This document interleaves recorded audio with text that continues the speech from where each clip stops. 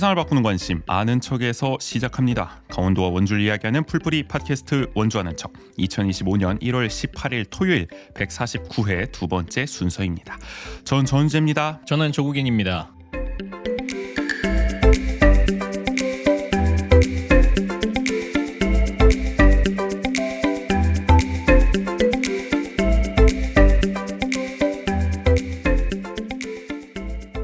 새해를 맞아서 오랜만에 육아 얘기 오늘 해보도록 하죠. 좋습니다. 휴아도 뭐 하루가 다르게 또 성장하고 있지 않겠습니까? 맞아요. 오랜만에 좀 근황도 얘기하고 모처럼 또 문준현님 모시고 또 해랑이는 잘 지내고 있는지 이야기를 한번 또 나눠보도록 하겠습니다. 얘기 안 한 지가 그래도 한 반년 정도는 된 것 같아요. 찾아보니까 작년 7월이 마지막이더라고요. 많이 부쩍 성장하지 않았을까 궁금합니다. 아이들 세계에서 6개월을 대단한 변화를 체감할 수가 있죠. 바로 또 모셔보도록 하겠습니다. 투파더스 시작할게요.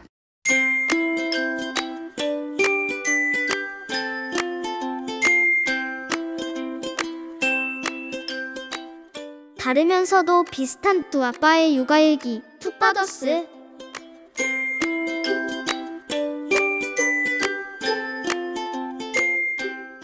네, 투파더스 문준현님 나와주셨습니다. 어서 오세요. 네, 안녕하세요. 새해 복 많이 받으세요. 새해 복 많이 받으시고.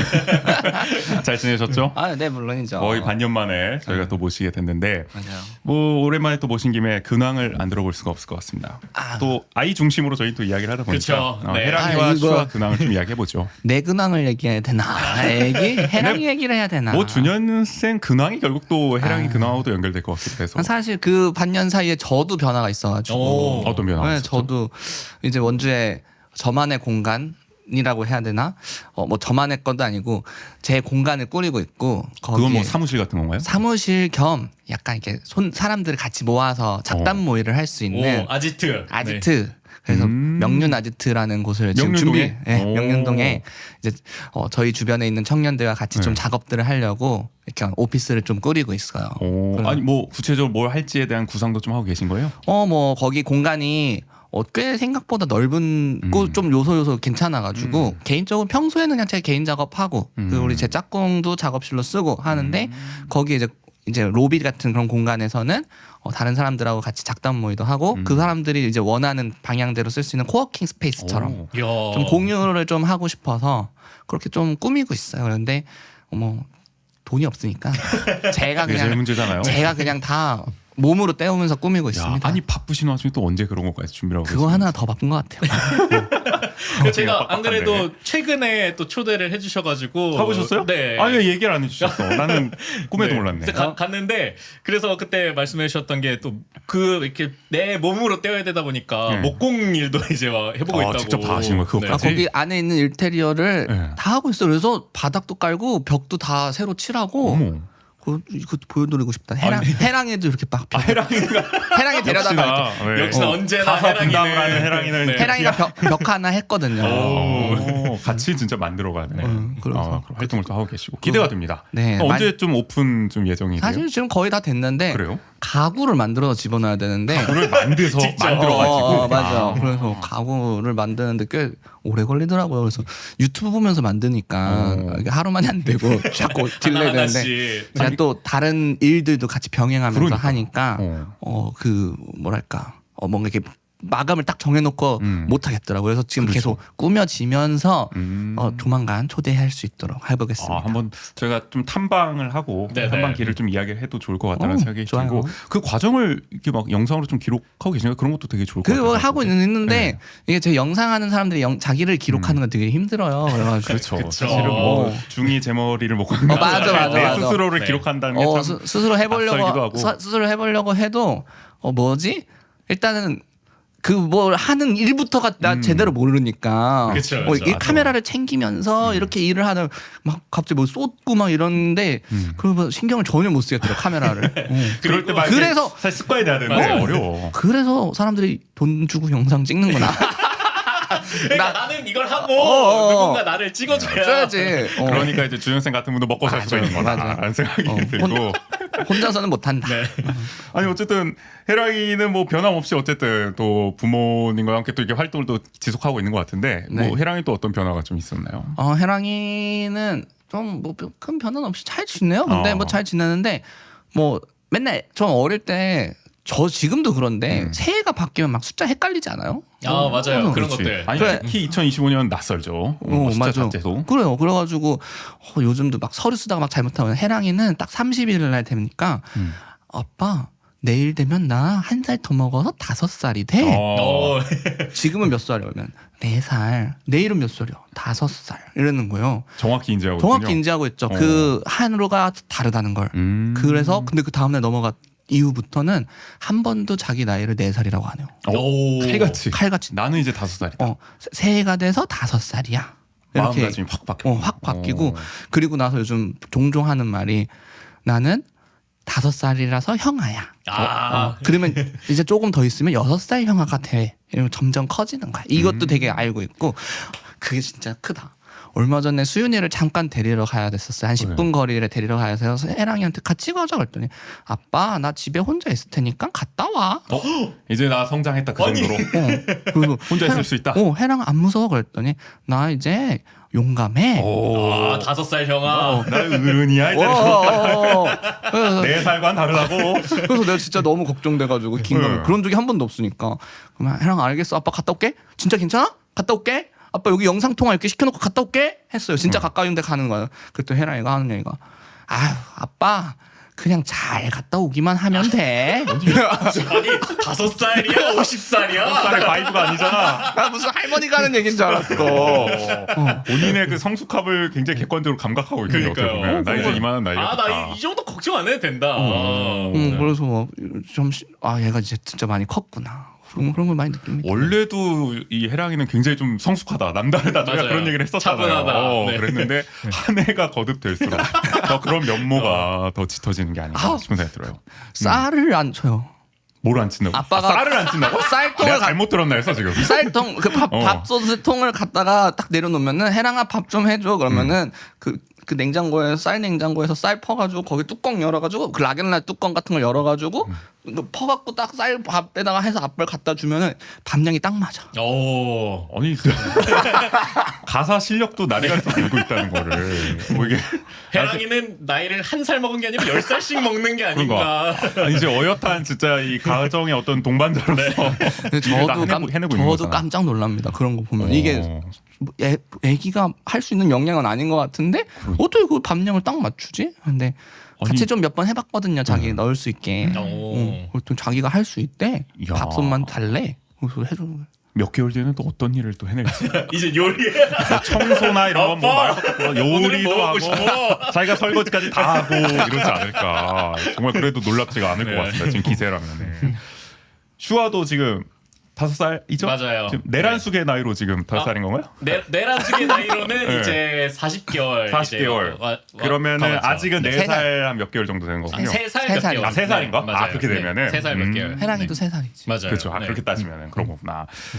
해랑이는 어떻습니까? 슈아는 어떻습니까? 죄송합니다. 슈아는 어떻습니까? 슈아도 네. 근데 비슷하게 이게 이 시기에 아이들이 그 나이에 대한 감각을 갖고 있다라는 게 느껴지는 게 확실히 그래요? 네, 그러니까 본인이 4살이라고 알고 그다음에 해가 바뀌고 5살이라는 걸 아는데 슈아는 약간 아직까지 5살을 좀 부정하고 있어요. 왜요? 왜냐면 이제 5살 되면 그러니까 이제 4살 때 뭐 여러 가지 5살 되면 우리 이제 뭐 하는 거고 그다음에 또 5살 되면 유치원 갈 거야 뭐 이런 얘기를 해줬는데 그러니까 슈아는 아직까지 그러니까 본인이 어린이집을 떠나고 이런 것들이 지금 마음에 아직 안 와닿았나 봐요. 근데 그러다 보니까 5살 되면 유치원 가야 된다. 이게 있다 보니까 나 5살이야? 계속 물어봐요. 그러니까 아직까지 떠나고 싶지 않은 마음이 더 큰 거죠. 그게. 그러니까 어린이집이라는 그런 공간적인 맞아요. 어떤 거기 아직은 있고 싶은 마음이 네. 있으니까. 그리고 또 5살 되면 그게 또 언니야라는 게 확실히 있다 보니까 어리광 부리면 안 돼. 그러니까 의젓해야 돼. 난 아직 어리광을 부리고 싶은 나이인데. 난 그런 게 있어가지고 또 이제 5살이라는 거를 계속 본인도 알면서 물어봐 이렇게 나 5살이야? 그럼 뭐라고 답해야 돼요?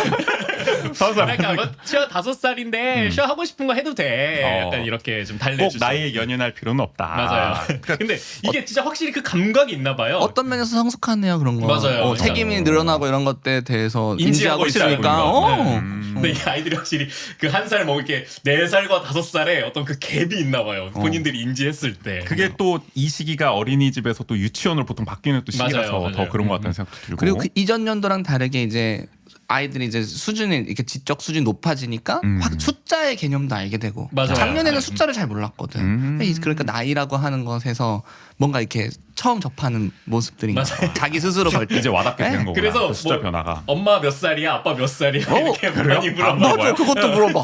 오, 부쩍 숫자에 대한 궁금증, 호기심이 또 많아지는 네네. 거구나. 오. 요즘에는 그래서 뭐 이제 이렇게 대형마트 가거나 이러면은 주차장에도 숫자가 써 있잖아요. 주차장 넘버나 그러면은 뭐 저거 2랑 3이랑 같이 있으면 뭐야? 이렇게 막 물어보기도 하고 이렇게 그런 슈아는 요즘에 두 자릿수 수에 대한 좀 맞아. 관심이 좀 해랑이도 높아지더라고요. 두 확실히. 자릿수 이제 하려고 하고 막 혼자서 하면은 50까지도 셀 때도 있어요. 오. 막 혼자 이렇게 하는데 막 10 다음은 뭐 19 다음은 뭐야? 그러면 20 그러면 21, 22 이렇게 막 세. 그런 것도 그러니까 있고. 확실히 이런 수에 대한 수에서. 관심이 있으면서도 인지하는 시기인 것 곧 같더라고요. 있으면 이제 뭐 산수나 이런 것까지도 나아가야 되는 거 맞아요. 아니겠습니까? 저는 재미난 놀이를 하나 했던 게 그 약간 그래요. 약간 교육도 그래야 됐다고 생각하는 게 수를 가리켜야 되잖아. 한글도 가리켜야 되고. 근데 그게 실생활에서 어떻게 활용되고 필요한지를 모르는 상태에서 가리키면은 이렇게 되게 와닿지 않잖아요. 그리고 그냥 이론적으로만 있는 거죠. 그래서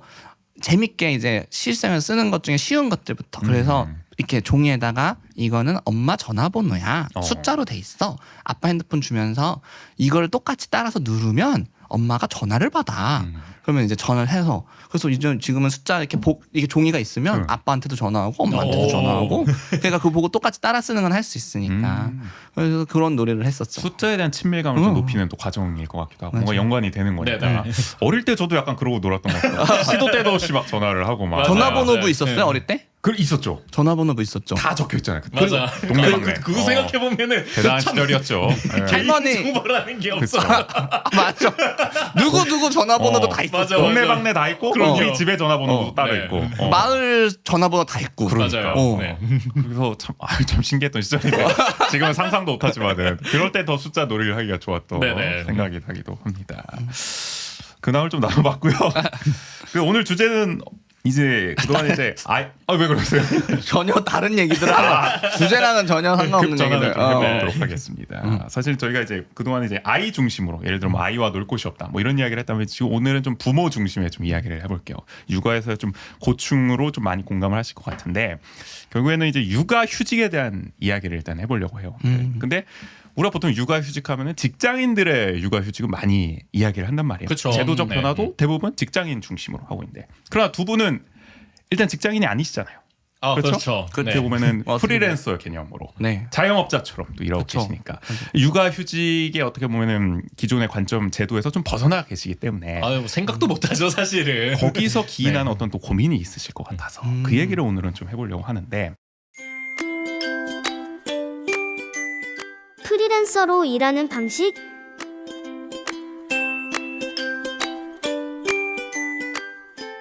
일단 요거부터 출발해 볼게요. 프리랜서로 일하는 두 분은 평소에 좀 어떻게 일하시나요? 좀 일하는 루틴이 할까요? 업무의 특성? 일단은 준현 쌤은 영상 촬영 제작 일을 하시니까 네. 보통 제가 이제 갖고 있는 선입견으로는 굉장히 좀 불규칙할 것 같다. 또 맞아요. 새벽 밤늦게까지도 막 편집을 하고 촬영도 길어지고 이런 경우가 있으니까 아주 좀 루틴을 지키기가 좀 어렵지 않으세요? 그게 루틴이 되죠. 불규칙함이 도리어 밤에 작업을 하는 루틴이 것이. 된다. 근데 이게 뭐지? 말씀하신 대로 영상 일은 뭐 촬영도 그 촬영 일에 맞춰서 가고 편집도 뭐 기한들이 빠듯할 경우는 이제 밤에도 많이 작업하고 또 창작 작업이라는 게 원래 밤에 잘 일어나잖아요. 그래서 맞아요. 약간 새벽에 그 기운이 있어야. 맞아. 그런데 제가 좀 일을 하는 기조가 이제 보통 이 직장인들하고는 다른 게 뭔가 창의적인 일이나 이런 것들은 내 안에 있는 동기나 약간 뭐지? 이게 뭐라 그래 아이디어 이런 게 샘솟는 게 되게 중요해서 하고 싶을 때 일을 하는 게 되게 중요하거든요. 그래서 보통 이제 일이 잘 될 때를 내 스스로 잘 판단해서 일이 잘 되면 퇴근을 안 하고 그냥 길게 하는 거고. 근데 오늘따라 일이 잘 안 돼. 그러면은 일할 수 있도록 뭔가 더 리플레시하는 시간들을 또 갖고. 그러니까 그런 게 좀 어떻게 보면 일정을 프리하게 잡고 있는 거고 제가 어쨌든 결과물에 대한 그 마감 기한은 지키기 위해서 그 앞에 있는 시간들을 좀 자유롭게 짜는 거죠. 배분을 좀 하는 거군요. 업무에 어떻게 보면은 바이오 리듬이랄까요? 그거에 맞춰서 내가 오늘은 일이 참 잘 되네. 이럴 때는 또 몰아서 일을 맞아, 하는 맞아. 거고, 잘 안 되네. 이럴 때는 좀 다음으로 좀 밀어두기도 맞아요. 하죠. 마감에 맞춰서 좀 자유롭게 조절을 한다. 이런 말씀인 것 같고. 그러니까 그게 확실히 좀 프리랜서의 장점인 것 같아요. 그러니까 저는 항상 제가 프리랜서적인 업무 스타일이 맞다고 생각을 했던 게 중간에 잠깐 직장을 다녀본 적이 있었어요. 그래서 이런 경험을 또 해봐야 된다 주변에서도 많이 권해주시기도 하고 근데 가서 확실히 딱 느꼈던 거는 출근하고 일주일도 안 돼서 느껴졌는데 뭔가 잘못됐다. 나랑 안 맞는다. 근데 그러니까 그런 게 있어요. 그러니까 출퇴근은 시간이 정해져 있잖아요. 그러다 보면은 어떤 날에는 업무가 많을 수도 있고 적을 수도 있는데 그러니까 그 시간을 꼭 지켜야 한다는 게 저한테는 엄청나게 큰 스트레스로 9 to 6를 다가오더라고요. 반드시 채워야 된다. 네네. 그러니까 왜냐면은 어떤 날에는 준현 쌤과 비슷하게 내가 일이 잘 되거나 아니면 업무량이 많으면은 내가 10시간 일하고 뭐 더 많이 일할 수도 있는데 6시면 가야 되는 거야. 그러니까 근데 어떤 날은 내가 한 30분만 일해도 되는데 그 6시까지 채워야 되는 거지. 그렇지. 굳이 일도 없는데 공허한 시간. 시간을 때워야 되는 거죠. 그게 가장 큰 좀 스트레스였어가지고. 아니, 그러니까 우리가 뭐 건설 현장이나 이런 데서도 오늘 작업량 채우면 먼저 가 약간 맞아요, 이렇게 되는 맞아요. 건데 이게 직장은 또 그렇지 않은 경우 특히 네네. 사무직은 그런 경우가 많으니까 그게 좀 답답함으로 다가오셨을 맞아요. 것 같아요. 기질에 좀 안 맞는다. 네. 지금 프리랜서는 좀 만족하십니까? 저는 그래도 네. 많이 가장 만족하는 게 그걸 제가 조정할 수 있어서 거기에 따라서 업무량에 따라서 일할 수 있다는 게 가장 큰 장점인 것 같고 그리고 저도 주로 어떤 기관과 같이 일을 하거나 그런 경우가 많다 보니까 근데 뭐 한편으론 제가 온전히 시간을 통제하긴 또 어려운 상황들도 있긴 하죠. 그 기관에 맞춘 그 일정에 따라서 일을 하게 되고 그런 것들은 있긴 하죠. 그렇죠. 아무래도. 뭐 아무래도 또 정시로 일하는 또 기관과 일을 하다 보면 또 네네. 거기에 내 시계를 또 맞춰야 되는 상황도 있으니까. 근데 대부분은 어쨌든 내 작업량이 있다면 그거는 뭐 조절이 가능하다. 맞아요. 그런 장점을 좀 말씀해 주시는 것 같고. 물론 이게 단점이 될 수도 있긴 합니다만 뭐 건강이나 뭐 예를 들어서 이런 측면에서는 그런 걸 좀 느끼실 수도 있을 것 같긴 한데 아직까지는 또 장점을 많이 느끼시는 것 같고. 일과 육아의 균형 맞추기.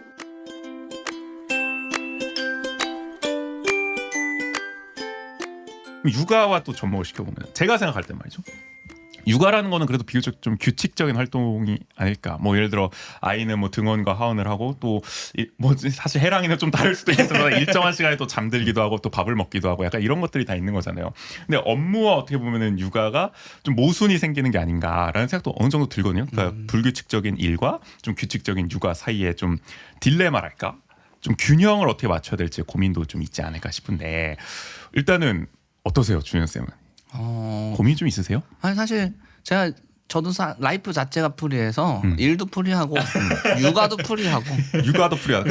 해랑이도 그 프리함에 좀 잘 젖어들고 있다. 우리 중에 제일 규칙적이지 않나. 그리고 아유 늦잠 자고 싶은데 자꾸 일어나. 그런 면에서 오히려 루틴을 좀 철저히 지키는 편이구나. 루틴을 좀 해랑이 스스로. 눈 떠서 일어나 해 떴어 아침에. 나는 아직 더 자야 되는데 주말인데도 부모를 다독이고 있는 재직들하고. 주말인데도. 어. 그리고 뭐 아침밥 먹고 꼭 어린이집 가야 되고 저녁에 자기 전에는 꼭 동화책 읽고 자야 되고 그런 친구라 가지고 우리 중에 제일 그런데 제가 뭐 약간 어린이집에서 어떻게 볼지 모르겠는데 해랑이를 맨날 루틴 없이 그러니까 몇 시까지 이렇게 하고 막 출퇴근이 없으니까 저는 그러니까 뭐 아침에 어떨 때는 일찍 오고 어떨 때는 늦게 오고 뭐 데리러 와도 아빠도 되게 많이 데리러 오고 엄마도 되게 몇 번 같이 오고 막 둘이 같이 오고 막 이러니까 아빠 직업이 뭘까? 뭐 선생님들이 왜 궁금해하실 것 같아. 백수인가? 막 이런 생각도 하실 것 같아. 그래가지고 그런 것도 있고 해랑이는 데리러 그렇게 좀 엄마 아빠가 프리하니까 해랑이도 일정이나 뭐 이런 걸 좀 프리하게 해주는 것 같아요. 맞춰서. 이거는 근데 진짜 해랑이의 좀 특성도 같이 작용을 하는 것 같아요. 어떻게 보면 그죠? 그러니까 다른 이제 아이는 굉장히 뭔가 규칙적으로 챙겨줘야 되는 경우도 있는데 해랑이는 네네. 어떻게 보면 스스로 그 규칙을 해랑이는 거꾸로 엄마 아빠한테 맞춰. 챙겨주니까 그러니까 오히려 부모를 챙기고 있는 상황이니까 엄마가 맞춰. 부모가 거기에 맞춰서 오히려 약간 다독여지는 느낌이 있어요. 그랬더니 지난번에는 뭐라냐면은 아빠가 요즘 일이 많아서 힘들어 그랬더니 아빠 우리 토요일 날 어린이집 안 가는데 내가 아빠 회사 갈까? 그래. 왜 너 회사 왜 가? 그랬더니 아빠는 회사 가서 일해. 나는 회사에서 놀게. 오. 그 아빠는 일이 많으면 일을 많이 해야 된다는 걸 알고 있는 것 같아. 그럼 그걸 그래도 일단 수용하고 있는 거구나. 그때 이제 일을 하고 있으면은 해랑이가 뭐 이렇게 놀아달라거나 그러진 않았나요? 약간 뭐 그냥 관심가 막 와갖고 뭘 보여준다든지 막 이러진 않은데 막 데리고 가갖고 같이 놀자 뭐 이렇게는 안 해요. 일하고 있으면. 응. 아니 슈아는 뭐 출근하지 말라 약간 이런 얘기 하는 편 아니에요? 보통은 아빠 안 가면 안 돼 약간 이런 느낌 아니에요? 맞아요. 근데 슈아는 보통 이렇게 누군가 어울려서 노는 걸 좀 좋아하다 보니까 이렇게 혼자 노는 걸 약간 재미없어 해요. 그러니까 그래서 파트너가 좀 있어야 되는 편이에요. 왜냐면 슈아가 또 역할놀이를 좋아하고 그러다 보니까 그래서 누군가 이렇게 리액션을 해줄 사람이 있어야 되는 거지. 그러니까 인형들이 있더라도 그러니까 인형의 목소리 흉내를 내줄 사람이 필요한 거예요. 그러니까 그러다 보니까 슈아는 뭐 제가 집에서 좀 일을 하거나 그럴 경우가 간혹 있는데 그러면은 아빠 그만해 그만하고 나랑 놀자 이렇게 얘기를 많이 해주는 편이어가지고 그러니까 그래서 저는 프리하지만 그러니까 어떻게 보면 슈아의 루틴 외의 시간들을 많이 활용하게 되는 것 같아요. 그러니까 뭐 슈아가 등원해서 하원하기 전까지의 시간 안에서 뭐 회의나 이런 미팅이나 이런 것들을 많이 잡아놓고 그 다음에 이제 슈아 하원하면은 온전히 좀 슈아랑 시간을 보내고 그 다음에 이제 또 슈아 이제 재우고 나고 그 재우고 나서 이제 다시 출근하는 거죠. 그래서 뭐 이제 개인적인 그 정리해야 될 것들을 그때 좀 업무를 보거나 그렇게 많이 하게 되는 것 같아요. 확실히 이 지점에서 좀 차이가 있네요. 그러네요. 준현 쌤은 그래도 해랑이가 있어도 뭐 일도 같이 하면서 약간 병행이 되는데 일단 슈아와 함께 있으면 일은 전혀 손대기가 어려운 맞아요. 상황인 거잖아요. 네. 완전히 좀 분리가 돼야 되니까. 친구가 많이 필요하겠네요, 슈아. 맞아요. 같이 놀아줄 수 있는. 네네. 그러니까 이게 어찌 보면 아이의 또 특성 때문에 또 벌어진 좀 차이라는 생각이 들기도 하고 그러면은 이게 사실 이런 슈아의 기질을 생각하면은 직장인의 루틴이 더 맞는 것 같기도 하고요. 어떻게 딱 출퇴근이 정해져 있는. 어떤 면에서는 네. 왜냐면은 어쨌든 말씀하신 것처럼 프리랜서는 불규칙하니까 이게 언제 일에 집중해야 될지를 모르는 상황인데 슈아는 또 루틴하게 챙겨줘야 되는 거잖아요. 네네. 거기서 오는 고민이 어쨌든 좀 있으실 것 같다는 생각이 들어요. 그러니까 그래서 매번 이제 저희가 뭐 연장반을 신청해서 조금 더 하원 시간을 늘리거나 이런 것들도 생각하긴 했었는데 아무래도 그러니까 그게 조금 안타까운 마음도 있는 것 같아요. 그러니까 아이가 저녁 늦게까지 어린이집에 남아 있다라는 게 그러니까 또 아빠 된 입장으로서 좀 마음이 쓰여가지고 맞아. 저희도 그래 맞아. 그래서 될 수 있으면은 조금 일찍 데려오려고 하는 편이어서 그러니까 그래서 그러면 내가 이 시간들을 그러니까 그러다 보니까 제가 피라서 그렇게 규칙적이거나 엄청 체계적으로 뭔가 생활을 사는 사람이 아닌데 어느 순간 그런 면에서는 좀 체계적으로 바뀌는 것 같아요. 이 가운데 시간을 나는 최대한 잘 활용해야 된다라는 생각 때문에 압축적으로 정말 맞아요. 그래서 어떤 날은 막 하루에 회의가 3개씩 있기도 하고 몰아 넣으니까 네, 여기 갔다가 저 딴 데 갔다가 또 이제 갔다가 그러고 나서 또 아이를 챙기기도 하고. 맞아요. 네. 야 근데 그러면은 에너지가 또 많이 쓰일 것 같다는 생각이 들어요. 그러니까 일에도 그렇게 집중을 해서 좀 휴식을 해야 되는데 바로 또 아이와 또 육아 시간을 또 보내야 되니까. 그렇죠. 네. 그런 데서 오는 스트레스 이런 것도 좀 있지 않으세요? 이게 없지 않아 좀 누적되는 건 있긴 하더라고요. 왜냐면은 그렇게 타이트하게 그 슈아가 어린이집에 있는 시간을 쓰고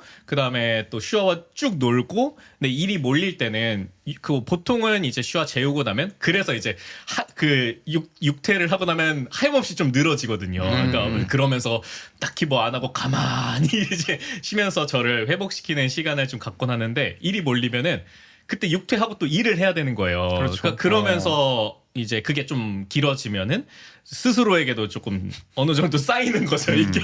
저희 방송도 사실 밤에 녹음할 때도 있었어요. 맞아요. 육퇴 하시고 여기 오셔서 또 녹음하고 또 새벽에 돌아가시고 이런 네네. 일정을 소화할 때도 있단 어우 말이에요. 플랜서네 플랜서. 맞아요. 그러면 진짜 다음 날까지도 그 여파가 이어지는 거잖아요. 이게 그쵸. 충분히 네. 휴식을 취하지 못했기 때문에 그런 걸 이제 다 감내하고 지금 근데 살아가고 계시는 거죠. 국인 씨랑 슈아랑 성향이 어떻게 보면 좀 이렇게 반대잖아요. 맞아요. 네. 우리는 좀 해랑이랑 같은 우리는 세 명이 다 같은 비슷한 성향이 좀 있어가지고 분위기가 완전 다르네.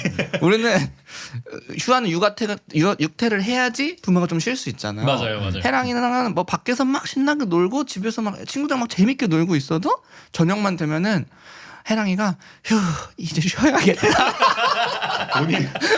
놀이에서 퇴근을 하는. 그래서 밖에서 막 재밌게 놀던 그 텐션은 다 없어지고 셋이서 각자 할 일에 그게 휴식이야. 해랑이도 그래. 해랑이도 혼자만의 시간을 약간 이렇게 이제 혼자 있고 싶어 그래. 혼자 있어야 돼 해랑이. 근데 슈아가 그러면은 저랑도 약간 비슷하긴 한데 그래요? 그러니까 그게 뭐냐면은 잠들어서 내가 눈이 감고 잠자리로 확 들기 전까지 에너지를 써요. 그러니까 저도 약간 그런 스타일이거든요. 그러니까 잠자기 직전까지 뭐 소설을 본다거나 아니면 뭐 하다못해 유튜브를 본다거나 그러다가 진짜 내가 이 정신이 이제 꿈나라로 넘어가는 순간까지 이제 에너지를 잠의 워밍업이 뭐 딱 있진 않는 있거나. 거군요. 근데 저희 와이프는 딱 잠잘 준비를 해서 이제 누워서 어느 정도 그 시간을 보내야 잠들 수 있는 스타일이거든요. 근데 슈아도 에너지를 끝까지 쓰는 스타일이어가지고 방전돼야지 자는구나. 보여요. 이게 피로가 여기까지 왔다는 게 보이는데도 근데 그거는 부모가 만든다고 좋은 건 아니잖아요. 맞아요. 끝까지 결국 또 부모는 케어를 해줘야 되는 거니까. 그래서 이제 그 잠자리에 드는 것도 자기는 계속 놀겠대요. 더 놀아야 돼, 더 놀아야 돼. 근데 이제 저희가 유도해서 책 읽자 들어가서 이제 잘 시간이야 이렇게 해서 이끌어줘서 이제 잠을 들게 하는 거죠. 어떤 면에서는. 그러니까 그런 게 확실히 좀 다르다 보니까 그러니까 그게 성향은 맞는데 이제 전체적인 육아의 과정으로 보면은 또 힘들어지는 그런 순간들도 조금 있는 거죠. 그럴 수 있겠다는 생각이 들고 또 다른 한편은 그 점도 궁금해요. 그러니까 지금 구인 씨는 프리랜서인데 또 짝꿍분께서는 직장인이신 맞아요. 거잖아요. 네. 또 출퇴근이 정해져 있네요. 준현 쌤 짝꿍분은 뭐 프리랜서라고 봐야 할까요? 그냥 프리죠. 프리랜서. 랜서는 아니니까. 그러다 보니까 육아 부담이 좀 어떻게 분담이 좀 어떻게 되세요? 상대적으로 시간으로 봤을 때 일단은 이 슈아는 아무래도 구인 쌤이 좀 더 전담적으로 그쵸. 할 가능성이 네. 높은 거고 준현 쌤 저희는 이제 짝꿍이 많이 봐주고 제가 이렇게 많이 가려고 하죠. 그래서 많이 최대한 그래도 그래서, 볼 수 있는 시간을 좀 보려고. 그리고 저는 뭐 집안일 같은 거는 제가 거의 다 해가지고 육아도 많이 해주려고 하고 집안일도 많이 해주려고. 그래서 좀 살짝 슬픈 거는 이제 밤 늦게까지 했는데 집에 가서 저녁밥도 차리고 설거지도 내가 하면 살짝 힘들기는 한데 그런 힘듦이. 그러니까 이게 뭐랄까 이렇게 욕심이 나는 거죠. 이게 뭐 일도 잘하고 싶고 멋있게 하고 싶고 그 자기 성취욕도 채우고 싶은데 집에서 가정도 챙기고 싶고 막 우리 집은 깨끗했으면 좋겠고 막 맞아요. 그런 게 좀 앞서니까 그런 엄청 열심히 살려고 하는 거죠. 그러네. 노력하면서. 그러면은 해랑이랑 시간은 상대적으로는 짝꿍분이 좀 더 많이 그쵸. 보낸다고 짝꿍을 볼 수 많이 있는 보내. 거고. 반대로 이제 슈아는 어떤 면에서 제가 좀 더 보내시고. 시간을 많이 보내고 그러면은 있죠. 그런 데서 오는 고민 같은 건 없으세요? 뭔가 육아 부담이 부모 중 한 명이 가는데 그가 이게 시간이 달라지면은 그러니까 아이가 어쨌든 부모 중 한 명과만 또 많은 시간을 보내게 되면 또 그에 따른 부작용도 나올 수가 있는 거잖아요. 맞아요. 예를 들어서 네. 부모 중 한 명에게만 뭐 집착하게 될 수도 있는 거고 어떻게 보면 애정이 그렇게 또 쌓이게 될 수도 있는 거잖아요. 그래서 너무 제가 무슨 슈아는 어때요? 슈아는 어떻게 약간 해요? 아빠 바라기.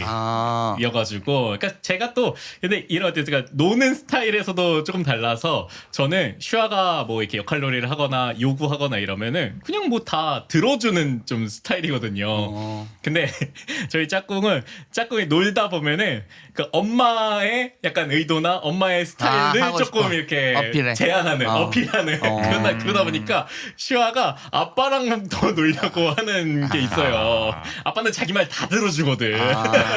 근데 엄마는 엄마가 생각했을 때 조금 더 재밌는 걸 이렇게 제안해 보기도 하고 그런데 형 니즈가 맞아야 되는 거구나. 서로의 니즈가 그런 게 좀 있어서 그러다 보니까 저랑 조금 더 시간을 보내려고 하거나 그리고 또 엄마가 아니면은 또 제가 꼭 같이 있어야 되거나 요즘에 조금 더 그게 가끔씩 있어요. 그러니까 슈아가 컨디션에 따라서 어느 정도냐면은 분명히 할머니가 같이 집에 있었는데 제가 차에 뭘 가지러 가야 될 일이 있었어요. 근데 차에 가지러 뭐 물건 가지고 올게 이랬는데 가지 말라고. 바로 앞에 갔다 오는 건데. 바로 앞에 가는 것도 그래서 결국 옷 입혀서 같이 갔다 오기도 하고.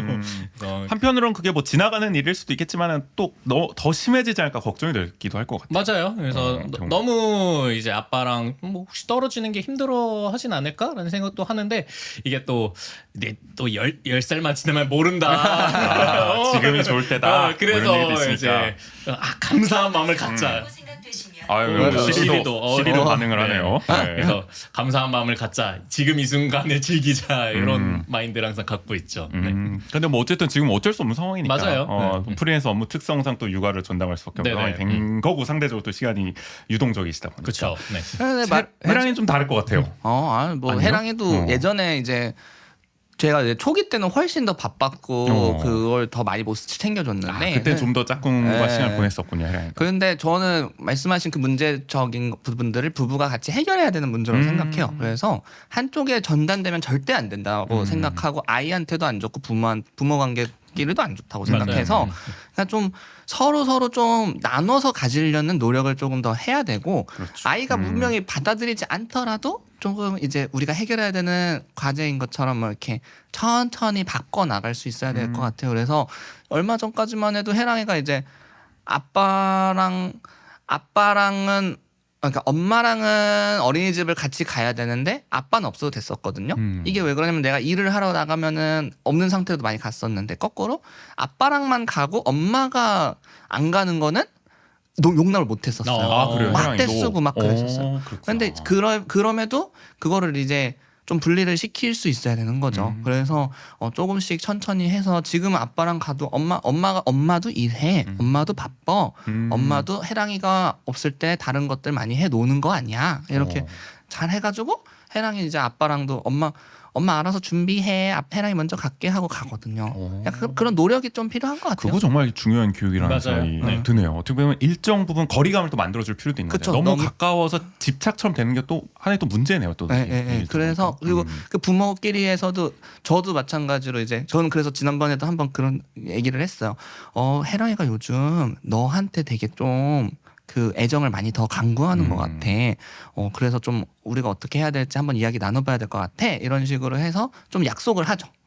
그렇게 그러니까 아기와 나의 관계뿐만 아니라 우리 부부 간에서도 소통을 해서 이렇게 양육이나 이런 걸 결정하고 그 방법들을 논의하는 시간들이 있으면 좋더라고요. 맞아요. 우리가 뭐 맨날 일 때문에 회의는 많이 하는데 정작 부부관계에서는 회의를 못해서 또 여러 문제들이 네네. 생기는데 사실은 말씀하신 것처럼 부부간에 그런 걸 서로 논의를 하고 합의해가는 과정이 맞아요. 굉장히 중요하다. 그러니까 결국 이게 육아도 그러니까 그런 얘기들 있잖아요. 그러니까 우리의 사회 통념상 일반적인 인식상에서는 뭐 아빠가 육아를 도와준다 뭐 이런 표현을 많이 하잖아요. 아직까지도 그런 게 남아있죠. 근데 그게 결국에는 어떤 인식 자체가 그걸 엄마가 해야 된다. 그러니까 누군가 한 명이 도맡아 해야 된다라는 인식이 기저에 있기 때문에 그런 표현들이 나타나는 게 아닌가라는 생각이 들어요. 그래서 저는 그런 얘기를 들을 때마다 아니 부부가 같이 육아를 하는 거지. 뭐 누가 물론 뭐 시간상에서 조금 더 많이 하는 사람이 있을 수도 있고 그렇긴 하지만 결국 육아는 같이 하는 거기 때문에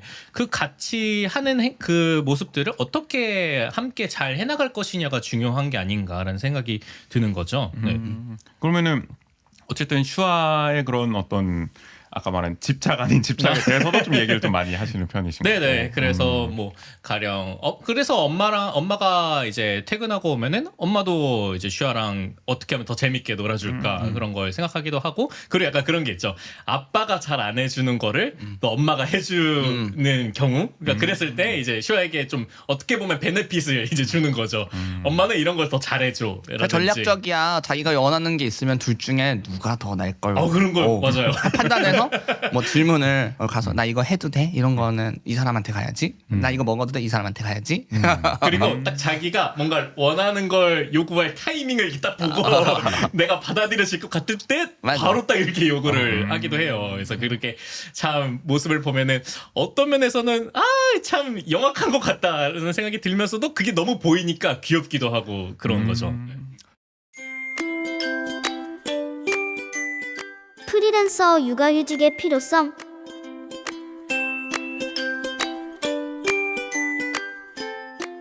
두 분이 이렇게 또 나름의 방법으로 또 육아를 어쨌든 문제를 좀 해결해 나가시는 것 같고 제가 요새 오은영 선생님 리포트를 또 종종 부모님과 또 볼 때가 있는데 그런데 보면은 또 확실히 이런 부부간의 소통 그런 게 참 중요하다. 그걸 맞아요. 통해서 네. 또 해결책을 아이에 맞게 또 도출하는 게 얼마나 필요한 일인가를 또 느끼게 되는데 두 분은 사실 그런 노력을 또 굉장히 또 많이 하고 계신 것 같아서 인상적으로 느껴집니다. 오늘 저희는 이제 육아휴직 얘기를 이제 어떻게 해보려고 하는데요.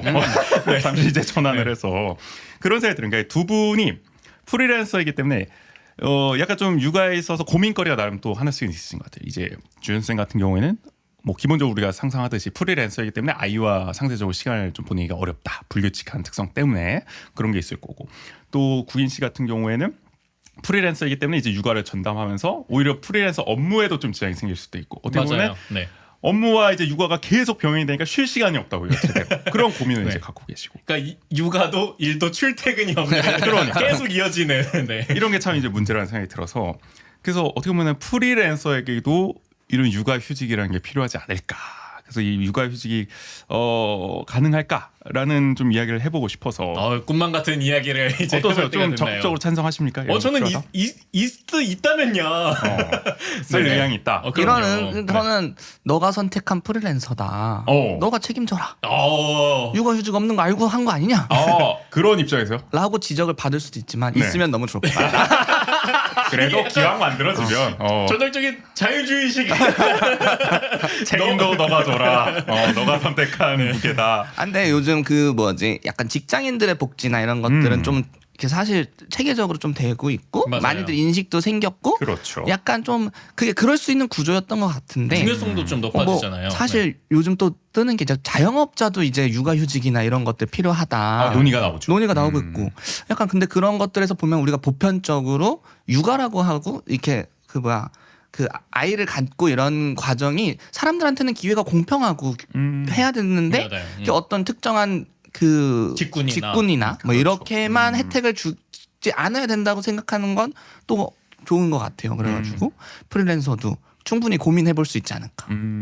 뭐 그게 마냥 꿈만 같은 일은 아니다. 그렇죠. 일단은 현재 육아휴직 제도를 좀 이제 잠깐 살펴보면 직장인 대상으로 지금 이루어지고 있는 거잖아요. 그래서 이제 8세 이하 또는 초등학교 2학년 이하의 자녀를 양육하기 위해서 육아휴직을 이제 신청을 하면은 최대 1년간 육아휴직을 허용하고 통상 임금의 80%를 지급하는데 상한액이 150만 원. 맞아요. 사실은 이건 뭐 최저임금도 안 되는 아니 금액이잖아요. 그래서 저희 그 와이프도 육아휴직을 썼었는데 그 육아휴직 급여가 이제 찍혔는데 생각보다 너무 적어서 좀 당황했었던 기억이 있어요. 그때 뭐 120 얼마였나? 이 정도 찍혀가지고 그래서 저희는 그 강원도에서 주는 육아수당 있잖아요. 그거 아니었으면은 맞아. 생활이 진짜 힘들었을 것 같다. 그때도 그런 얘기를 할 정도. 네. 올해부터 그나마 나아진 게 이제 6+6 부모 육아휴직제를 시행을 해가지고 18개월 이내 자녀를 둔 부모가 모두 육아휴직을 쓰면은 첫 6개월 급여를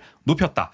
그래서 원래 200만 원이 한도였는데 250만 원까지 뭐 상향을 했다 이렇게 되더라고요. 그러니까 점진적으로 육아 급여의 상한액은 높여 나가는 추세인 것 같은데 여전히 뭐 근데 부족함이 많이 느껴지는 것 여기도 같다. 부모 모두 육아휴직 사용시라고 되어 있는데 그러니까 그게 쉽냐고. 그러면- 한쪽이 프리랜서 되냐고 이게. 그러니까 이게 사실은 맞벌이 부부를 전형적으로 좀 상정을 하고 한 건데 다양한 사실은 지금은 어떻게 보면 노동자 계층이 나타난 직업군이 나타난 상황을 좀 반영하지는 못하고 있는 측면이 있다. 네네. 라는 아쉬움은 있는 것 같아요 여전히. 그리고 이게 1년 동안 딱 쓸 수 있는 거잖아요. 그래서 보통 보면은 이게 딱 아예 1년을 다 쓰시는 분들도 있고 그다음에 한 6개월 쓴 다음에 초등학교 1학년 들어갈 때도 이제 그 부모님의 시간이 굉장히 많이 필요해서 그때 쓰시는 분들도 많다고 하더라고요. 그때는 네. 그러면 이제 상한액이 지금 높아진 게 아닌 거잖아요. 그쵸. 기존의 네. 상한액을 적용되니까 사실은 그때도 맘 놓고 이제 육아휴직을 쓰긴 대단히 어려운 맞아요. 상황이다. 그럼 6개월을 나눠서 쓰는 거예요? 그렇죠. 1년을 1년을. 그러니까 이게 뭐 쉬는 것도 맘 편히 쉴 수가 맞아요. 없습니다. 이거 쪼개서 네. 쓰고 돈도 적고 참 그런 문제들이 있는 것 제가 같고. 세랑이 처음 났을 때 생각해 보면 일이 프리하니까 일을 줄여서 그러니까 돈을 조금 벌더라도 애랑 시간을 많이 보내려고 했던 것 같아요. 그러니까 그때는 진짜 초기 때는 혼자서도 둘이서도 모자란 시간들이었어가지고 내가 빨리 맞아요. 바꿔줘야 된단 말이야 그거를. 근데 그래가지고 프리랜서니까 내가 하는 일을 줄이면 업무 시간은 줄어드니까 그렇게 줄여서 돈을 적게 벌더라도 애랑 시간을 많이 보내려고 했었던 것 같고. 그래서 그러고 보니까 그 해랑이 그 낳고 그 즈음에는 직장 생활을 또 하셨던 적이 맞아요, 있지 않나요? 네. 그때 또 영상 제작 직종이었는데 그래도 직장에서 업무를 되게 프리하게 프리랜서처럼 이제 시간 자유를 그러니까 자유 출근, 자유 퇴근 탄력적으로 이런 근무가 탄력 근무제 가능했군요. 약간 그런 거였죠. 그래가지고 완전 초기일 때는 그 직장에서 실업급여래. 직장에서 완전 초기 때는 직장에서 이제 육아휴직도 주시고 해가지고 그때 되게 감사하게 아이를 잘 키울 수 있는 계기가 됐는데 그리고 나서도 한동안 동안도 조금 더 일을 좀 줄이고 했던 유연하게. 것 같아요. 유연하게 했던 것 같아요. 근데 어쨌든 일을 줄이면 이게 경제적으로는 그렇죠. 수입이 감소를 하는 거예요. 그걸 감수하는 맞아요. 거죠. 또 프리랜서 분들은 어쨌든 이게 커리어라는 게 또 이제 일을 줄이는 게 이게 맘 편히 맞아요. 줄일 수 있는 게 아니잖아요. 네네. 내가 뭐 맞아. 배불러가지고 줄이는 것도 아니고 그쵸.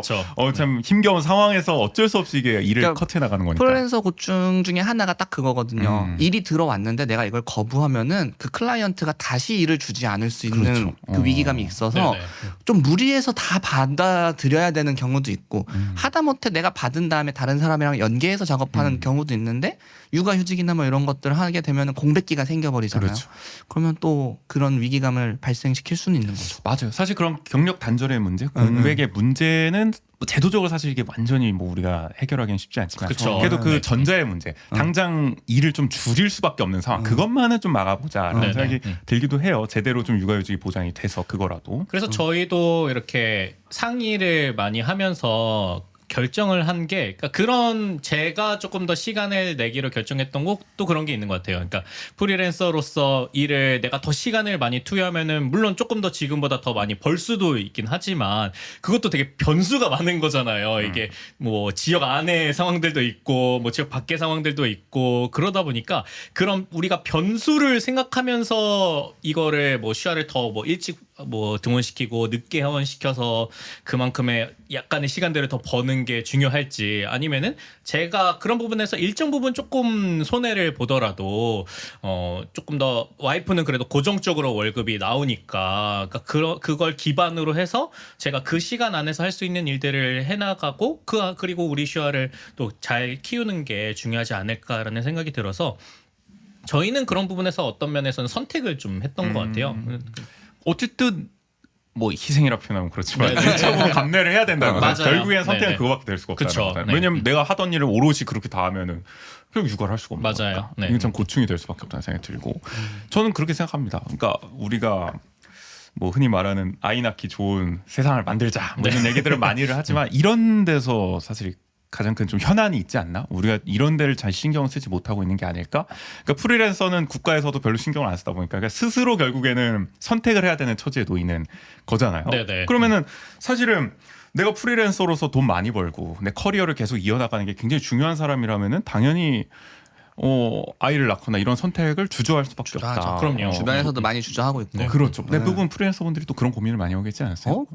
제 주변에는 그런 분들이 많은데 그래서 뭐 육아나 결혼 이런 부분에 대해서는 선택을 하게 될 경우 자기 삶에 큰 피해가 그러니까 손해가 생기니까 그렇죠. 그런 것들을 전혀 오히려 기피하는 이런 분들도 꽤 많으시고 그래서 그러니까. 사실 예전보다 뭐 직장을 다니는 분들이 보다도 이제 프리랜서나 이런 활동하는 분들이 또 계속 또 늘고 있기도 맞아요. 하고 그만큼 노동의 형태가 다양해졌는데 기존의 우리 어떤 사회복지 시스템은 그걸 따라가지는 못하고 있는 것 같다라는 점을 이런 데서 저는 좀 느끼는 것 같아요. 그래서 이게 프리랜서라는 표현 안에 굉장히 많은 영역이 담겨 있는 것 같아요. 뭐 가장 작게 유튜브 크리에이터 이런 부분도 담겨 있고 그다음에 뭐 개인 사업자나 이런 부분들도 다 그 프리랜서로 표현되는 범주로 그냥 다 묶여져 버리는 그런 게 있어서 우리가 확실히 조금 사각지대가 원래는 사각지대가 좀 좁아야 사각지대라는 표현이 맞는데 이제는 그 사각지대가 범위가 너무 넓어져 버리는 것 같은 생각이 들더라고요. 근데 제도는 여전히 그걸 다 케어하지 못하는 상황이라는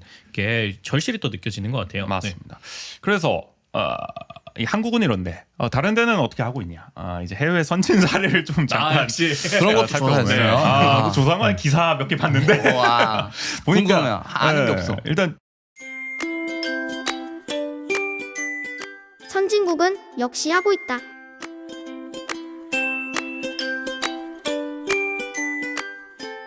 저도 처음 알았는데 육아정책연구소 자료입니다. 일단은 근데 OECD 국가 중 대다수는 이미 육아휴직 급여와 자격 기준을 건강보험 가입 여부에 두고 있어요. 그러니까 우리는 고용보험에 두고 있으니까 이제 직장에 종속된 사람들한테만 이제 육아휴직이 나가는 건데 여기는 이제 건강보험 가입돼 있으면 된다는 거죠. 근데 우리 한국 같은 경우는 전국민 건강보험이니까 사실 다 된다고 보는 거죠. 이 맞아요. 건강보험이 가입돼 있다고 한다면은 일단 스웨덴 항상 뭐 복지하면 스웨덴 아니겠습니까? 이 스웨덴은 부모보험이라는 사회보험이 있어서 자영업자, 프리랜서, 학생, 구직자에게도 정부가 출산 전후 급여를 준다고 합니다. 프리랜서뿐만 아니라 진짜 프리해도 그냥 준다. 준다는 겁니다. 이거. 예전에 들었던 것 같아요. 유럽, 어. 북유럽에서는 그냥 그 뭐지 그런 직종이나 우리는 직종을 따지는데 그렇죠. 그게 아니라 이제 그냥 국가 차원에서 뭔가 그냥 출산 여부만, 출산만 네. 하면은 그거에 대한 이렇게 복지나 이런 것들이 제공된다고. 아니, 돈이 들어가니까 일단 출산하면 그쵸. 내가 직장 안 다니고 있어도 갑자기 돈이 들어가는 일이 생겼으면은 그걸 맞아. 국가가 어쨌든 보존할 필요가 있다는 거죠. 아니 깜짝 놀랐던 게 그 몰랐어. 어떤 거? 아기를 낳으려면 병원에 돈을 내야 된다는 걸 몰랐어. 나는 우리가요? 한국이 그래요? 그쵸. 그쵸? 네. 왜? 아, 기본적으로 피고 네. 나할 때 병원비로. 네네. 아. 근데 그 금액이 꽤 크더라고요. 그게 보험 처리가 안 돼요? 보험 처리가 됐는데도 비싼가 봐. 그래요? 네. 근데 그 중에 그러니까 낳는 건 안 비싼데 입원을 꼭 해야 되는데 입원비는 보험 처리가 좀 안 되나? 된 건가? 그게 어쨌든 입원이 비싸. 돼도 근데 보통 입원비는 또 비싸죠. 비싸죠. 그쵸. 어. 네. 그래서 전혀 상상도 못 하고 그럼 돈 없으면 애들 못 낳겠다. 그럼 집에서 낳아야겠다. 산파가 이렇게 또 다시금 그래서 산파가 이것저것. 근데 진짜 이게 우리가 저출생 뭐 이런 얘기를 항상 심각하게 얘기하지만 이런 데서는 보면은 절박함을 진짜 못 느끼는 것 같아요. 국가가. 맞아요. 꽁탈 줄 알았어. 아니 그 정도는 당연히 100% 보장해줘야 되는 거 아닌가. 그래서 그러니까 뭐 그 임신하면은 바우처를 주긴 하는데 그 바우처도 그 이렇게 진료 꾸준히 받아도 빠듯해요. 오, 맞아, 그러니까 맞아. 그냥 정기 검진만 받아도 그 금액이 이제 빠듯하. 빠진. 그래서 그리고 중간에 산정 검사나 이런 게 뭐 이렇게 병원에서 기본은 이건데 요것만 하면은 뭐 그 기형아 검사나 이런 데서 못 잡을 수도 있어요. 그런데 누가 기본만 선택하냐고 그렇게 얘기하는데. 그러니까 그러다 보면은 이미 한 중간쯤 되면은 바우처는 다 소진해 버리고 맞아. 그 이후로는 개인 사비로 다 지출을 해야 하는. 그러니까 진짜 이 심각성을 생각하면은 뭐 파격적으로 해도 지금 모자랄 판인데 뭔가 이렇게 하다만 느낌. 맞아요. 해줄 거면 네. 다 해주든가. 이런 좀 안타까움이 있어요. 약간 생각하면. 미끼처럼 물린 느낌. 결국엔 내 돈 들어간다. 하려면은. 네. 그리고 다른 데 또 보면은 프랑스 같은 것도 우리도 국인시였고 불란서도 이제 모성 휴가를 국민 건강보험 기금에서 지원해서 자영업자뿐만 아니라 역시 실업자까지도 신청할 수 있다고 합니다. 급여는 이제 소득의 100% 상한액 500만 원까지. 그러니까 나름 고소득자까지도 맞아요. 보장이 네. 되는 겁니다. 내가 500을 벌어본 적이 없는데 월. 그러니까 이것도 가능하다라고 하고요. 그리고 노르웨이와 독일에서도 오래전부터 이와 유사한 폭넓은 육아휴직 제도를 하고 있다. 그러니까 서구에서는 이미 보편화돼 있는데 맞아요. 이런 프리랜서에 대한 육아휴직이 한국은 세계에서도 유례를 찾을 수 없는 초저출생 국가가 됐음에도 왜 이렇게 제도는 못 따라가고 있느냐 안타까운 마음이 들어요 저는. 신기하다. 거긴 영주들이 되게 잘해주나? 예전부터 내려 전통적으로. 네. 근데 이거 확실히 그러니까 이런 정책을 하는 국가들이 그래도 이제 출생률이나 이런 게 어느 정도는 계속 그 한선을 막 그래도 지키고 있는 우리보다 이유가. 낫지 아무리 그쵸. 그래도 여기는 1점대는 넘잖아 적어도. 네네. 근데 사실 우리가 이걸 전 세계 최초로 해가지고 정말 특단의 대책을 내놨다 해도 모자랄 판인데 그쵸. 지금 네. 서구 사례도 못 따라가고 있으니 네. 이거 우리가 어떻게 반등을 기대할 수가 있겠습니까? 우리는 아이러니하게도 일을 더 하십시오. 그러니까. 우리는 더 이른 시간에 그리고 더 늦게까지 아이를 봐줄 테니 당신들은 산업의 역군으로서 더 많이 일하십시오. 정책의 방향성이 약간 맞아. 그렇게 계속 가고 있는 것 같아서. 네. 맞아요. 물론 한국도 일부 지자체 중심으로 좀 하려는 시도는 있대요. 비슷하게 이거에는 못 미치긴 합니다만 대표적으로 이제 서울시 같은 경우에 자영업자와 프리랜서를 대상으로 출산 급여를 이제 지급하는 정책을 하고 있는데 지금 고용노동부에서 출산 여성을 대상으로는 고용노동지원금 150만 원을 주고 있는데 여기에 더해서 서울시 출산급여 90만 원을 얹어준다. 그래서 총 240만 원을 받을 수 있는 정책을 하고 있어요. 근데 이거는 육아휴직 개념은 아니죠 사실. 그쵸. 출산할 때 그냥 주는 출산 축하금 같은 느낌 될 수도 있는 거잖아요. 어떻게 보면은. 네. 그리고 출산 배우자를 둔 남성 1인 자영업자와 프리랜서도 배우자의 직업과 상관없이 출산 휴가 지원금으로 80만 원을 또 서울시는 지급하고 있다고 합니다. 약간 돈은 주는데 쉬는 건 알아서 그렇죠. 하셔라. 사실은 그러니까 네. 이게 딜레마라고 항상 생각하는 게 한국은 하여간 이게 증빙 뭐 이런 거 중요하지 않습니까? 기준 네네. 이런 게. 그러니까 프리랜서의 휴식이란 무엇이냐, 이 휴직이란 무엇이냐, 이 개념이 너무 모호하다라고 맞아요. 해서 지금 네. 제도 도입을 못 하고 있는 건데 너무 이게 사실 좀 관료적인 어떤 핑계가 아닌가라는 생각. 하려면 못 하겠습니까? 사실. 그렇죠. 네. 의지가 좀 부족하다는 생각이 들고 그러다 보니 이제 지자체 차원에서는 이런 노력을 하고 있습니다. 많은. 그리고 약간 어쨌든 배우자에게는 출산 휴가 지원금으로 80만 원만 줄 수 있는 거잖아요. 그래서 여성에 한해서만 고용노동 지원금을 받을 수 있는 거고, 그러니까 그런 것들을 생각해 보면은 만약에 저희 같은 조건이었다면은 이것을 충분히 그 혜택을 누릴 수 있는 상황이었을까 생각해 보면은 고민을 하게 될 것 같아요. 결국에는 그렇죠. 일을 하는 그러네. 선택을 하지 않을까. 그리고 결국 여성에게 또 이렇게 지원이 집중된다는 것은 결국에는 또 여성의 경력 단절을 또 어떻게 보면 또 유도하는 네, 그런 맞아요. 결과를 또 나올 네. 수가 있으니까. 아니면 이렇게 받을 수 있으니까 너가 쉬는 게 맞지 않겠어? 그런 라고 거를 또 하게 되는 정당화하는 거죠. 기재가 네. 될 수도 있는 네. 거니까 제도적인 아쉬움이 있는 거죠. 약간 그 항상 좀 들었던 생각이 우리가 경제도 발전하고 되게 선진국화 되는데 되게 빠르게 이뤄냈지 않습니까? 그렇죠. 근데 우리의 가정의 문화 같은 것들은 또 그 사이에도 많이 변해 버렸어요. 그래서 저 어릴 때를 좀 비교하게 되는데 제가 어릴 때는 한 부모가 한 부모가 노동을 하고 한 부모가 아이를 케어하는 게 되게 좀 자연스럽게 있었지만 지금은 시대가 바뀌어서 맞벌이가 하지 않으면 안 되는 그쵸. 경제적 상황이 생겨버리고 있는 것 같고 그렇기 때문에 그거에 대해서 예전처럼 누구 한 사람이 양육에 올인할 수 있는 그런 생태 문화도 안 되는 것 같거든요. 맞아요. 그런 부분에서 좀 과거와 현재의 그 변화의 차이와 갭이 좀 달라진 것 같다. 그래서 이런 문제들이 생기는 게 아닐까. 근데 우리 제도는 여전히 발맞추니까. 예전에 그 문화에 맞춰서 맞아. 네. 한 명만 쉬면 되지. 약간 뭐 이렇게 생각하시는 것 같다는 맞아요. 생각도 있어요. 근데 그러다 보니까 또 그 일을 하는 한 사람의 노동 시간이 더 늘어나게 되잖아요. 네, 근데 맞아요. 그만큼의 또 소득이 따라오지 못하는 또 그런 현실도 있고. 어떻게 되면 거지? 우리나라 잘 사는 거 아니야? 우리나라 잘 사는 것 같았는데 이면이 있는 거죠. 맞아요. 잘 사는 데 네. 있어서. 뭐 한 사람이 8시간 일한다고 처음 옛날에는 한 가정에서 8시간만 일하면 됐는데 지금은 16시간 일해도 모자라. 맞아요. 어. 그러니까 이게 결국에는 뭐 지금 결과는 당연한 겁니다. 제도가 그럼, 못 쫓아가니까. 네, 네. 그러니까 좀 때까지 떨어지는 거고. 애들을 학교에다가 12시간씩 묶어놓겠다는 정책을 내지 않나. 아, 그게 말이 안 돼. 아니 서구 사회가 보면은 기겁할 때 어떻게 애를 저녁까지 그러니까. 남겨놓냐. 네. 그러니까 부모와 함께 있어도 모자랄 시간인데 그때가 말 같지도 않은 정책이 나오는 거죠. 초등학교를 8시에 가서 8시에 나온다고?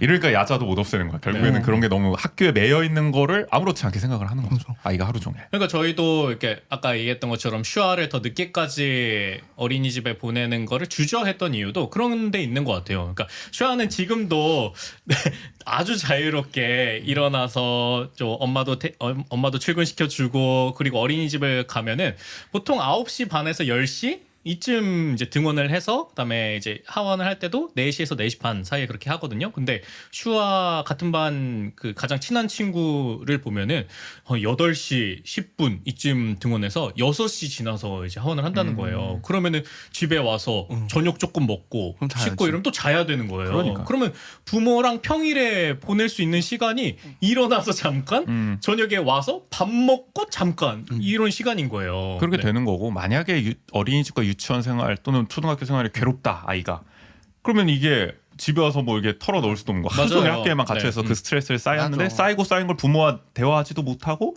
나중에 그 억눌려 있다가 영문도 모른 채 부모는 아이의 삐뚤어진 모습을 그렇죠. 보게 되는 거 아닙니까? 또 오은영 리포터 나가는 겁니다. 맞아요. 이게 한국 네. 사회의 악순환이었던 거 아닙니까? 우리 그럼요. 모두가 또 네. 경험을 해봤던 그걸 알지만 이제 개선을 못한다는 것이 좀 답답할 따름이고요. 그 부분에서 제일 중요한 건 아이의 행복인 거고 그 아이가 행복하려면 부모도 행복해야 되고 맞아요. 해랑이가 엄마랑 대화하고 있었거든요. 우리 해랑이도 공부를 좀 해야 될 시기가 온 것 같아. 그랬더니 수윤이가 맞아. 그런데 제일 중요한 건 해랑이가 행복한 거야. 그렇게 얘기했더니 해랑이가 옆에 앉아 있다가 맞아. 다 듣고 있다가 다 듣고 있다가 같이 회의에 참석하는 모습. 그래서 어쨌든 아이의 행복이 가장 중요하지 않을까란 생각. 맞습니다. 원주가 선제적으로 도입하자.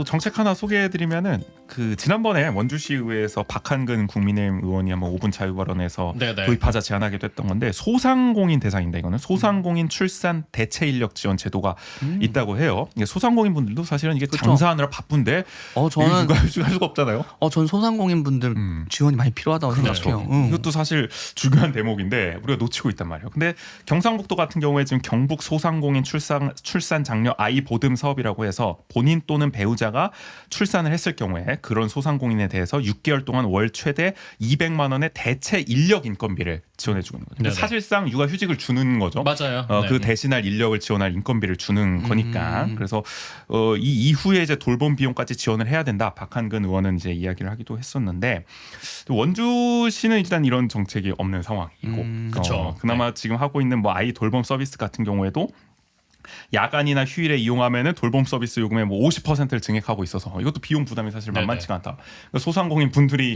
매번 이용하기도 사실 쉽지가 않은 거죠. 맞아요. 경쟁도 치열한데. 너가 선택한 소상공인이다. 그러니까. 너가 책임져라. 근데 이 아이돌봄 서비스도 그 저희 어머님이 최근에 요 업무를 이제 하시기 시작하셨거든요. 아이돌봄? 네네. 네, 그래서 많이 그 시스템이나 이런 걸 들었는데 대기자가 그렇게 많대요. 그렇죠. 네. 사실은 뭐 늘 모자랄 수밖에 없잖아요. 이 인력이. 네, 근데 그 인력은 모자라다 보니까 그러니까 계속 저녁에 신청하는 부모님도 그러니까 이렇게 추가 비용이 발생되는데도 많은 분들이 신청하고 계신 상황이라고 울며 하더라고요. 겨자 먹기로 하고 계시는 네네. 거죠. 그래서 이런 것도 예를 들어 서울 같은 경우는 서울 소상공인 민간 아이 돌봄 서비스 지원 사업이라 그래서 야간 휴일에 발생하는 돌봄 추가 비용을 또 지원을 해주고 있거든요. 네네. 그러니까 이렇게 사례들이 또 좋은 게 있단 말이에요. 원주시는 뭐 지금 인구 늘리겠다고 하고 저출생 극복했다고 하는데 막 커먼 원주나 외치고 있고 정작 원주 안에 계신 분들의 이 좀 해피한 이 삶의 질을 향상하는 정책은 내놓지 못하고 있는 것이 좀 안타까운 마음이 있습니다. 그러니까 원주도 뭐 이 비용을 뭐 이렇게 조건에 따라서 지원 받을 수는 있다고 하는데 그 절차가 너무 까다롭대요. 그래서 부모님들도 그냥 그것 때문에 그냥 내 돈 내겠다 이렇게 하시는 그렇죠. 분들이 많다고 하더라고요. 맞아요. 네. 어쩔 수 없이 그럴 수밖에 없겠다는 생각이 들고요.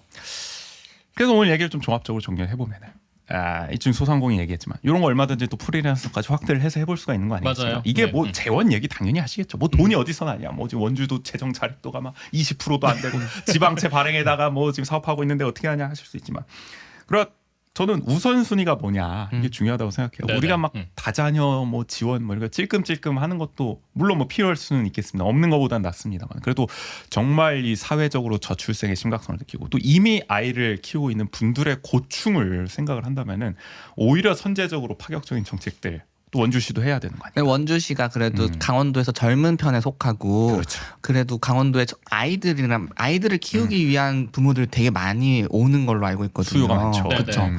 그런데 약간 원주시 입장에서도 이걸 전략적으로 조금 활용해서 정말 아이 키우기 좋은 곳이나 이런 브랜딩을 좀 더 할 수도 있지 않을까. 그쵸. 그래서 맞아요. 네.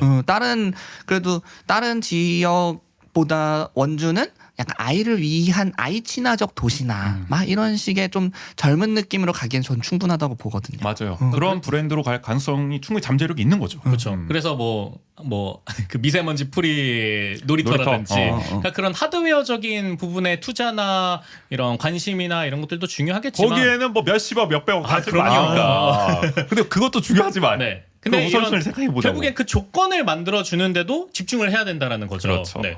결국 삶의 질의 근본적 향상은 어디서 나오는가 네네. 고민해 보아야 될 때가 아닌가. 예전에 원주가 관광에 조금 욕심을 냈었잖아요. 지금도 뭐 포기하지는 않았더라고요. 그렇죠.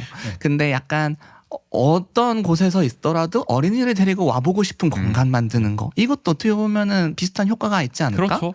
나는 뭐 딴 얘기지만 간현 관광지 뭐 이런 거 또 뭐 필요하다면 필요하겠죠. 네. 2천억 그런 거를 만약에 하드웨어 만들고 소프트웨어 같은 정책 하는데 충분히 2천억이면은 그럼요. 할 수 있는 거예요. 그러니까 내가 네. 생각한 거야. 우리 재정 자립도 낮다고 하지만 또 하고 싶을 땐 또 막 쓰잖아요. 써? 그럼요. 그러니까 이게 하려면 합니다. 못할 게 없어요. 내가 볼 때는. 꾸미름도 하셨잖아요. 꿈이론도 200억이 들다 하시죠. 그러니까 이런 정책 좀 세심하게 좀 설계를 해야 된다. 진짜 필요한 게 뭐냐.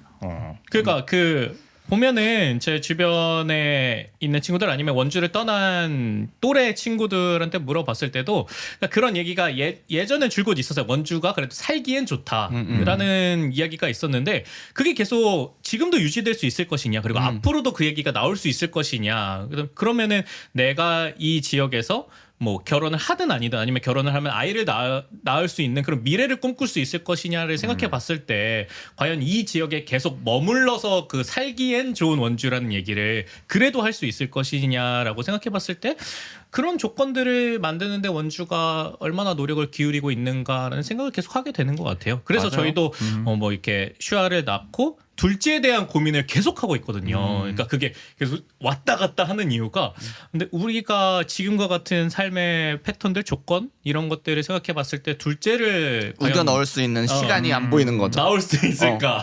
프리랜서의 맞아요. 눈으로 봤을 때 이걸 어디에 끼워 넣지? 둘째가 나온다면 난 육태를 또 언제 머릿속에 그 옛날이 다 회상이 되잖아요. 할 수 있을까? 그러니까. 이런 생각을 하게 되는 거죠. 네. 맞습니다. 이런 고민들 뭐 많이 하고 계실 것 같고요. 아마 청취자분들 중에도 또 프리랜서분들 많이 계실 네, 거로 네. 생각이 드는데 한마디로 이제 프리랜서도 행복한 원주를 만들려면 프리랜서도 마음껏 아이를 낳을 수 있는 원주를 만들려면 이런 정책들이 이제 필요할 거다 원주. 네, 네. 그런 제언들로 오늘은 좀 마무리를 해보면 좋을 것 같습니다.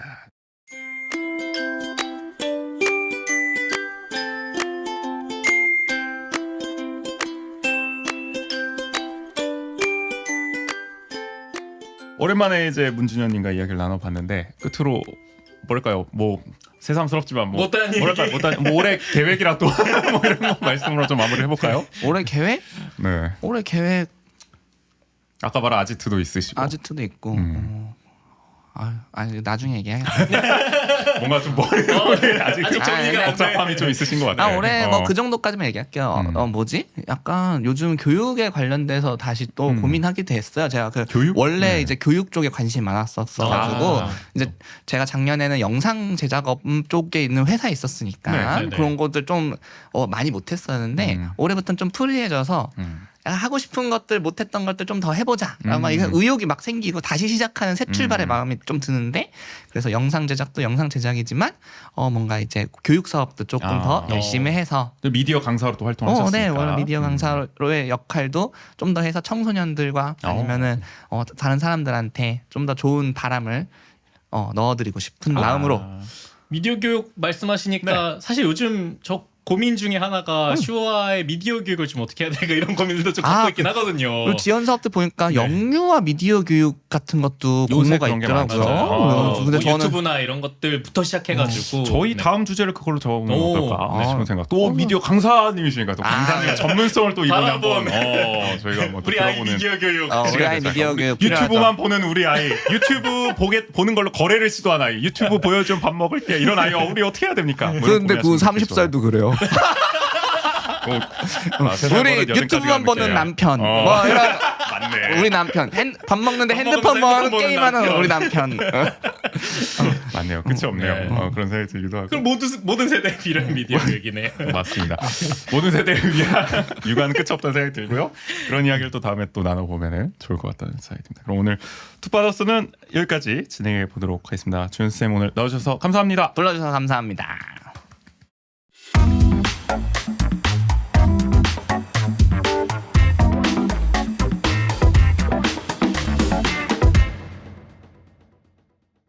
자, 오늘 투파더스 이야기 들으시고 여러분들도 나도 공감한다. 육아에 대한 좀 이야기 보내주시고 싶으면 언제든지 저희한테 이야기 남겨주세요. 네, 언제나 그렇듯 원주하는 척에선 여러분의 이야기를 받고 있습니다. 방송을 들은 후기, 원주에서 살면서 겪은 소소한 에피소드, 요즘 고민 등 어떤 이야기든 좋습니다. 주제와 분량 상관없이 마음껏 보내주세요. 이야기를 보내주실 구글 폼 링크는 영상 설명, 댓글, 저희 SNS에 달아놓겠습니다. 원주 아는 척은 여러분의 후원으로 운영합니다. 보내주신 소중한 후원금은 저희 방송 제작에 큰 힘이 됩니다. 유튜브는 자막으로 나가고 있고요. 에피소드 설명, 댓글, SNS에 관련사항 안내해 놓겠습니다.